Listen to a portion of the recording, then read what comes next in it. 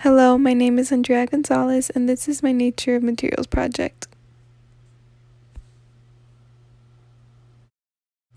The building I was given was the Exeter Library, located in the state of New Hampshire, and was created by the architect Louis Kahn in 1972. The architect Louis Kahn was known for his numerous modern architectural pieces.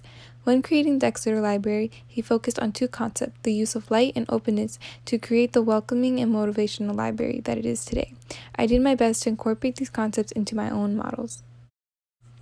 Kahn wanted the design of his library to encourage students to read and study. He wanted his library to allow students to find pleasure in reading and gaining knowledge. To Kahn, the students in the library were just as, if not more important than the books itself.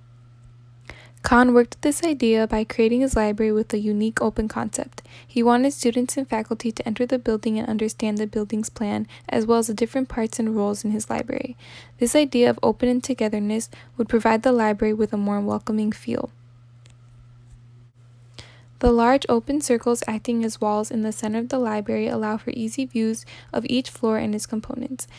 These open walls also allow for unity in the library. From each floor, you can see and feel what other parts of the library have to offer. With a layout like this, the library feels more comfortable and enjoyable for students.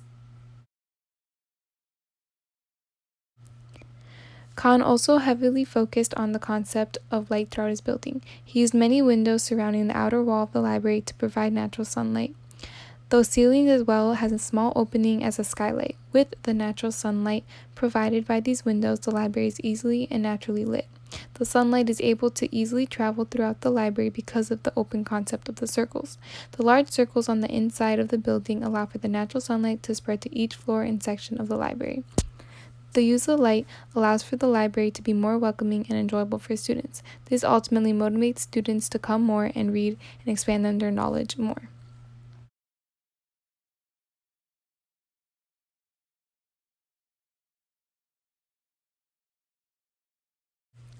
When creating my model, I also tried to incorporate these ideas as well. I first created an open box that was going to be easily seen through. I used cardboard to represent the wood, styrofoam to represent the concrete, and thin wooden bowels to holding up the circles to represent the metals. I was also planning on using glass on the walls to represent light. At first, I was focusing too much on making my model represent specific parts of the building, but after some constructive criticism, I made some changes to better focus on the building's concepts instead.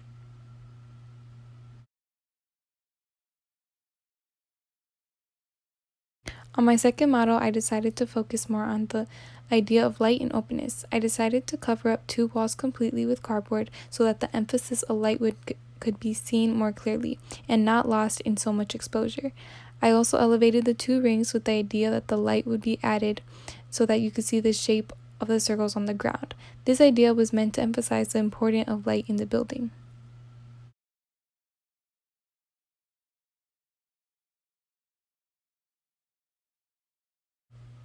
My final design, however, took many different turns. I ended up completely getting rid of the circles as well as an entire wall.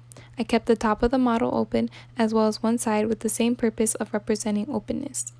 With the lack of one wall, it was easier to see the inside of my model and to get a better understanding of what was happening on the inside. I use woods on these parts because I often hear that wood represents wisdom. By using wood as walls, it provides the idea that the sole purpose of the library is to spread knowledge and wisdom as Kahn would have wanted. I use concrete as the base of my model because education is often seen as the foundation of success. I added glass on the back of the wall to again represent the easy visibility that often comes with Kahn's building as well. The metal poles on the side were used to hold the walls together as well as to connect the concrete to the rest of the model. This metal represents the togetherness and unity that is seen in Kahn's library. Lastly, I painted square pieces of glass with watercolor and stacked them at different angles over each other to represent a few ideas. When light is shining over the model in the dark, the watercolor creates different shadows and glares with color. This shows how important the use of light is to the model, as it is in the library as well.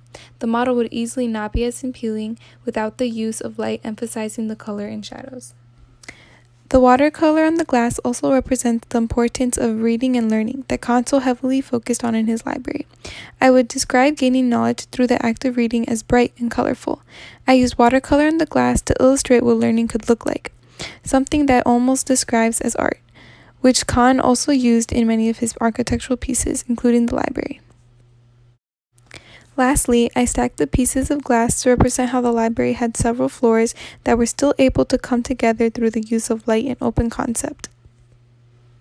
The layers represent how, although there is so much happening in each individual floor of the library, the whole building still comes together to make something beautiful through its open concept and with its use of light.